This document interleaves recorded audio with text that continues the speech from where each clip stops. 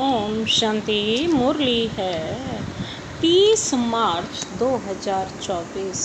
बाप दादा के मधुर महावाक्य। मीठे बच्चे, प्राण दान देने वाला बाप है।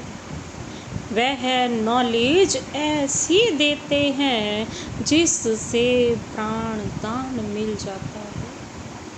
ऐसे प्राण दान देने वाले बाप को प्यार से याद करो। प्राण दान देने वाला बाप है, वह नॉलेज ऐसी देते हैं जिससे प्राण दान मिल जाता है। ऐसे प्राण दान देने वाले बाप को प्यार से याद करो। आज का प्रश्न है, किस आधार पर 21 जन्मों तक तुम्हारे सब भंडारे भरपूर रहते? किस आधार पर 21 जन्मों तक तुम्हारे सब भंडारे भरपूर रहते? बाबा ने उत्तर दिया, संगम युग पर तुम बच्चों को जो नॉलेज मिलती है यह है सोर्स ऑफ इनकम है। इस पढ़ाई के आधार से सब भंडारे भरपूर हो जाते हैं। इस पढ़ाई से 21 जन्मों की खुशी मिल जाती है। ऐसी कोई चीज नहीं जिसके प्राप्ति की इच्छा हो रहे। बाबा नॉलेज का दान ऐसा देते हैं जिससे आत्मा क्या से क्या बन जाती है।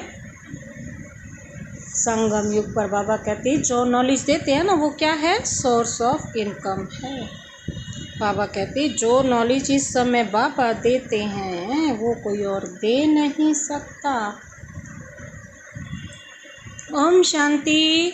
भगवान वाच सालिग्राम समझते हैं शिव बाबा हमको पढ़ाने आते हैं। सालिग्राम कौन? हम बच्चे। और शिव बाबा हमको पढ़ाने आते हैं। तो बाबा कहते बच्चे जानते हैं वही सृष्टि आदि मध्य अंत को जानते हैं। बच्चों को अब क्या करते हैं बाबा? बच्चों को अब कोई नई बात नहीं लगती। अब तो बच्चों को कोई भी नई बात नहीं लगती ना, समझ में आ गया है ना। तो बाबा कहते समझ में आ गया सबको। तो बाबा कहते हैं कि बच्चे, मनुष्य तो सब भूले हुए हैं जिसने पढ़ाया है। बाबा कहते जिसने पढ़ाया उनके बदले पहले नंबर में पढ़ने वाले का नाम डाल दिया। श्री कृष्ण का नाम डालते ना, सबसे पहले वही तो ज्ञान को पढ़ते हैं, ओढ़ते हैं। उनके तन से ही बाबा ये सारा ज्ञान सिखाते हैं। तो बाबा क्या कहते? तो बाबा कहते पढ़ने वाले का नाम डाल दिया। जिसको पढ़ते पढ़ते यह बात सिद्ध हो जाती है। भारत के शास्त्रों की ही बात है और धर्म के शास्त्रों की बात है नहीं। बाबा कहते हैं और धर्मों के शास्त्रों की बात ही नहीं, और धर्म के शास्त्रों की नहीं, भूल ही भारत के शास्त्रों की है। तुम्हारे सिवाय यह बात और कोई सिद्ध नहीं कर सकता। बच्चे जानते हैं यह अनादि ड्रामा है, फिर भी रिपीट होगा। तुम मनुष्य मात्र को सुधारने का पुरुषार्थ करते हो। मनुष्य जब सुधरते हैं तो दुनिया ही सुधर जाती है। सतयुग है सुधरी हुई नई दुनिया, और कलयुग है अनसुधरी हुई पुरानी दुनिया। यह भी तुम बच्चे अच्छी रीति समझते हो। और धारण कर समझाने लायक भी बनते हो। इसमें बड़ी रिफाइननेस चाहिए। बाबा तुमको कितना रिफाइन कर समझाते हैं, सुधारते हैं। पाप कहते हैं जब तुम सुधर जाते हो फिर मुझे सुधारने की जरूरत नहीं रहती। तुम अनार्य बन पड़े थे, अब आर्य अर्थात देवी देवता बनना है। सो तो सतयुग में ही होंगे, वह सब सुधरे हुए थे। अब अनसुधरेले जो बिना सुधरे हुए हैं उनकी पूजा करते हैं। यह किसकी बुद्धि में नहीं आता है। बाबा कहते हैं यह किसकी बुद्धि में नहीं आता है। बाबा कहते आर्य कि हम उनको क्या क्यों सुधरेले कहते हैं, ये किसी की बुद्धि में नहीं आता है। सब मनुष्य जो सुधरेले आर्य थे, सुधरे हुए थे, वही अब क्या बन गए हैं, अनसुधरेले बने हैं। आर्य समझदार और अनार्य बेसमझ बने हैं। बाकी वह जो आर्य समाज है वह तो मठ पंथ है।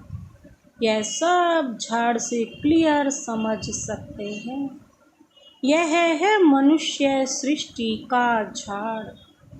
इसकी आयु 5000 वर्ष है। इसका नाम कल्प वृक्ष है, परंतु कल्प वृक्ष अक्षर से मनुष्यों की बुद्धि में झाड़ नहीं आता है। तुमको झाड़ के रूप में समझाया है। वह कह देते कल्प लाखों वर्ष का है। बाप कहते 5000 वर्ष का है। और कोई कितनी आयु सुनाते, कोई कितनी, पूरा समझाने वाला कोई है नहीं। आपस में कितना शास्त्रवाद करते हैं। तुम्हारी तो यह रूह रिहान है। तुम सेमिनार करते हो, इसको रूह रिहान कहा जाता है। प्रश्न उत्तर समझने के लिए भी करते हैं। बाबा जो कुछ तुमको सुनाते हैं उससे ही टॉपिक निकाल तुम सुनाते हो।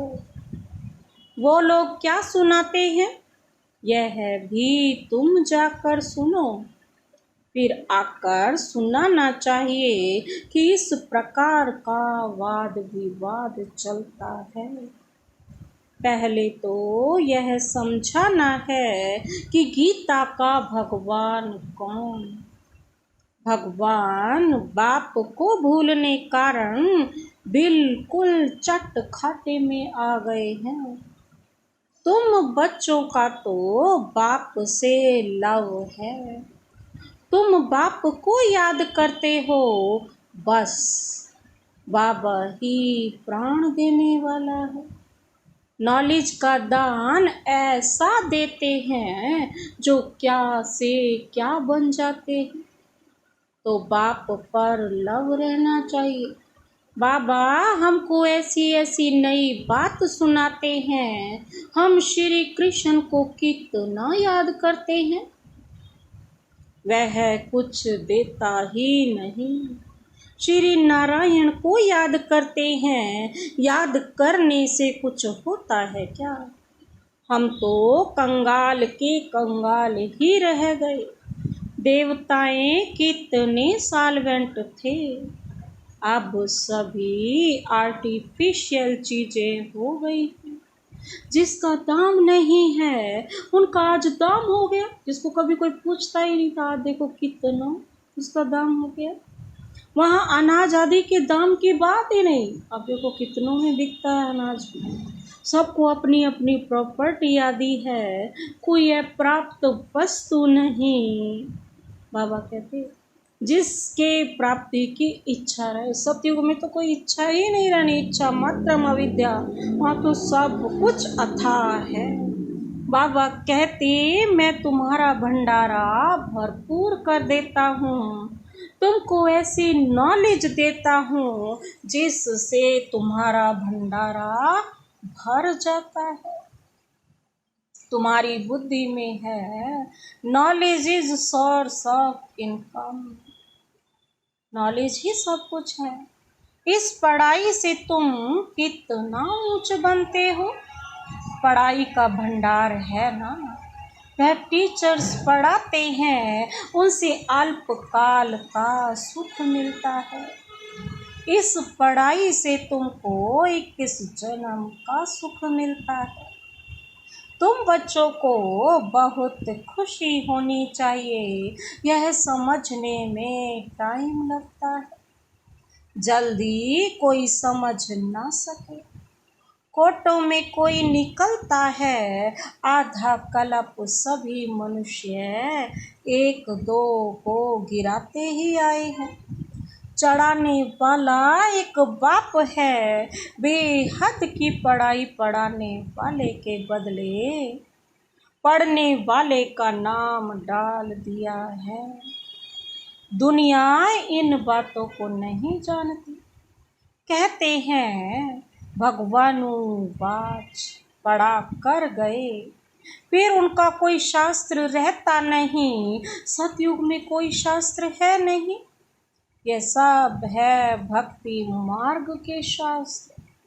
कितना बड़ा झाड़ है भक्ति की, यह अनेक टालियां ना हो तो झाड़ का नाम भी ना रहे। यह सब धारणा करने की बातें हैं। तुम धारणा करते, पढ़ाने वाला तो पढ़ाकर गुम हो जाता है। पढ़ने वाले आकर विश्व के मालिक बनते हैं। कितनी नई बातें हैं, एक भी बात कोई की बुद्धि में बैठती नहीं है। स्टूडेंट भी तुम सब नंबरवार हो, कोई पास होते कोई फेल होते।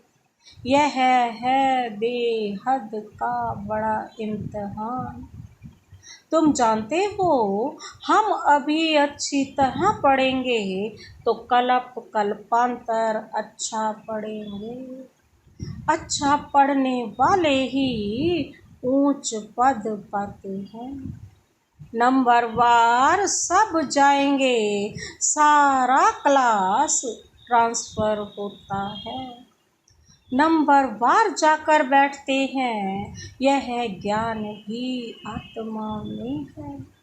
अच्छा व बुरा संस्कार आत्मा में है। शरीर तो मिट्टी है, आत्मा निर्लेप हो नहीं सकती। 100% सतो प्रधान और 100% तमो प्रधान कौन है, यह भी तुम समझते हो। पहले तो गरीबों को उठाना पड़े, वह पहले आएंगे। गुरुओं के भी अच्छे अच्छे अनन्य शिष्य अब आएंगे, तब उन सब की बुद्धि खुलेगी। देखेंगे यह तो हमारे ही पत्ते निकलते जाते हैं, यहाँ के जो होंगे वह तो निकल आएंगे। बाप आकर नया झाड़ शुरू करते हैं, जो और धर्मों में जाकर पड़े हैं वह सब लौटेंगे, फिर भी अपने भारत में ही आएंगे, क्योंकि भारतवासी ही थे ना। हमारी डाल के जो हैं वह सब आ जाएंगे। आगे चलकर तुम सब समझते जाएंगे। अब बाहर से सबको धक्का मिलता जाता है। जहाँ जहाँ बाहर वाले आते हैं उनको भगाते रहते हैं। समझते हैं यह बहुत धनवान हो गए हैं, यहाँ वाले गरीब हो गए हैं। पिछाड़ी में सबको अपने अपने धर्म में जाना होता है। आखिर सब अपने अपने घर तरफ भागेंगे। विलायत में कोई मरता है तो उनको विलायत में कोई मरता है तो उनको कहाँ ले जाते हैं? तो उनको भारत में ले आते हैं, क्योंकि भारत है फर्स्ट क्लास पवित्र भूमि। भारत में ही नई दुनिया थी। इस समय इसको वॉइसलेस वर्ड नहीं कह सकते। यह है विशेष वर्ड, इसलिए बुलाते हैं। हे पतित पावन, आओ आकर हमको पावन बनाओ। भल दुनिया तो यही है, परंतु इस समय दुनिया में कोई पावन तो है नहीं। पावन आत्माएं मूल वतन में है, वह है ब्रह्म में है तत्व। सब पावन बनकर वहाँ जाएंगे। फिर नंबर वार आएंगे पार्ट बजाने। आदि सनातन देवी देवता धर्म का यह फाउंडेशन है। फिर 3 ट्यूब निकलती हैं, 3 ट्यूब निकलती हैं। यह तो देवता धर्म है ना, यह कोई ट्यूब नहीं है। पहले यह फाउंडेशन, फिर 3 ट्यूब निकलती हैं। मुख्य हैं 4 धर्म। सबसे अच्छा धर्म कौन सा है? यह है ब्राह्मण धर्म। इनकी बहुत महिमा है। हीरे जैसा तुम यहाँ बनते हो। बाप तुमको यहाँ पढ़ाते हैं तो तुम कितने बड़े हो। जो शिव बाबा के सम्मुख बैठे ऑलमाइटी अथॉरिटी के साथ, तो तुम्हारा भी तो बच्चे भी तो उसके हो ना, इसीलिए तुम भी कितने बड़े हो।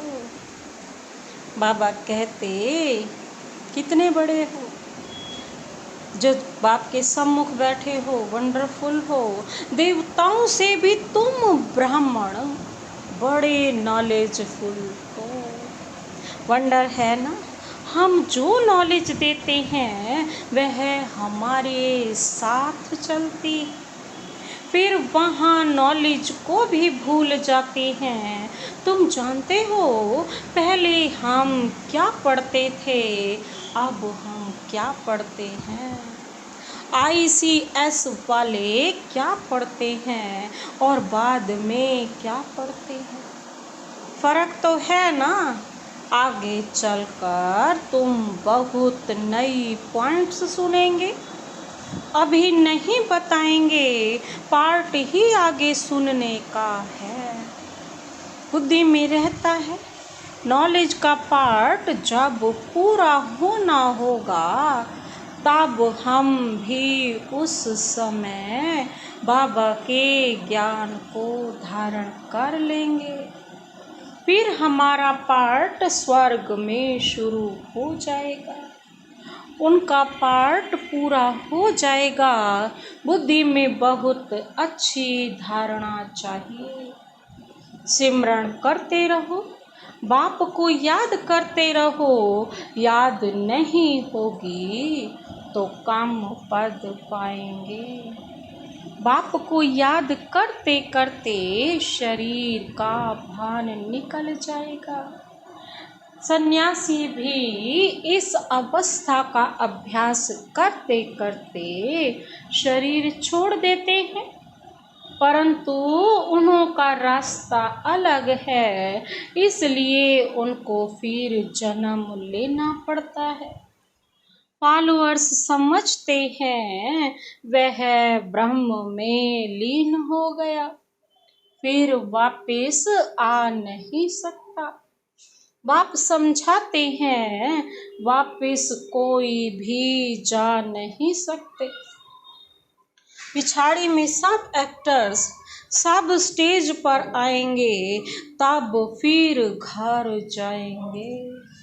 वह है हद का विनाशी नाटक और यह है बेहद का अविनाशी नाटक। तुम अच्छी तरह समझा सकते हो। यह ड्रामा जूम मिसल चलता है। वह तो फिर छोटे छोटे ड्रामा बनाते हैं, झूठी फिल्म बनाते हैं। उनमें थोड़ी अच्छी बातें होती हैं, जैसे विष्णु अवतरण दिखाते हैं। ऐसे नहीं ऊपर से कोई उतार आता है, नहीं। लक्ष्मी नारायण पार्ट बजाने आते हैं। बाबा कहते बाकी ऊपर से कोई नहीं आते हैं। अब तुम बच्चों को पाप पढ़ाते हैं। ये तब यह बातें तुम सब समझ सकते हो। पहले तुम भी तुच्छ बुद्धि थे। बाबा कहते जब बाप ने समझाया है तब तुम्हारे कपाट खुल गए हैं।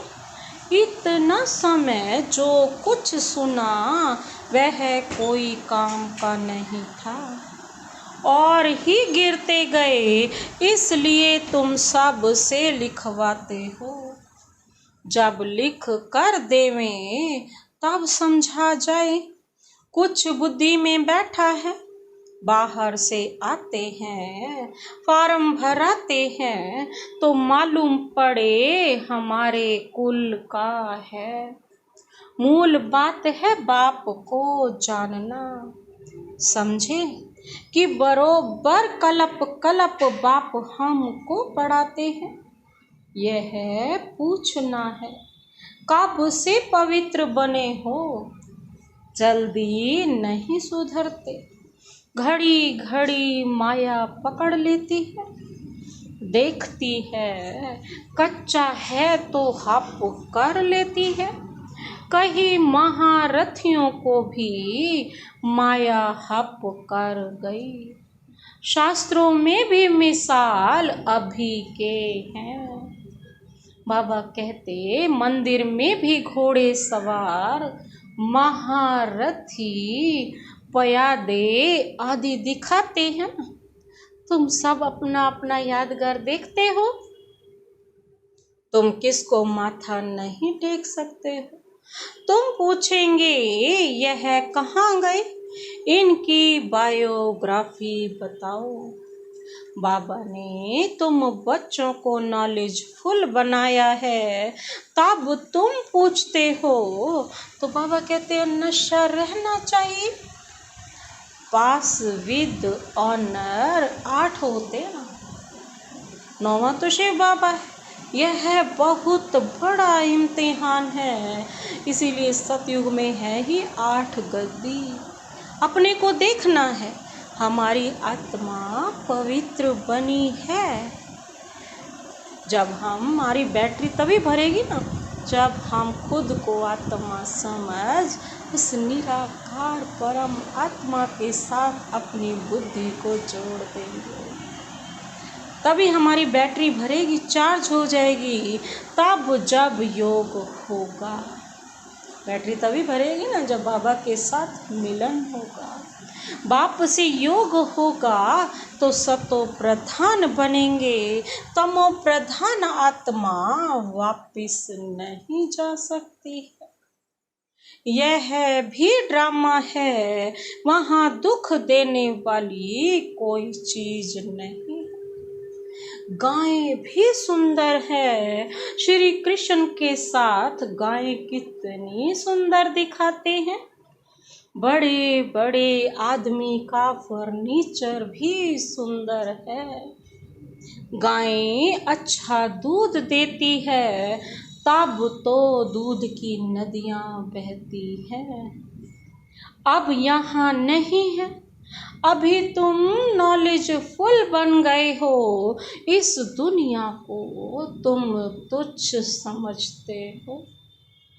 इनका सारा किचड़ा स्वाहा होना है। फिर सारा किचड़ा निकल सब स्वच्छ बन जाएंगे।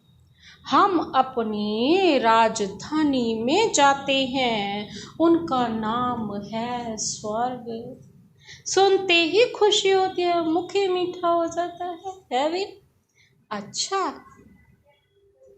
मीठे मीठे सिकिलधे बच्चों प्रति मात पिता बाप दादा का याद प्यार और गुड मॉर्निंग रूहानी बाप की रूहानी बच्चों को नमस्ते।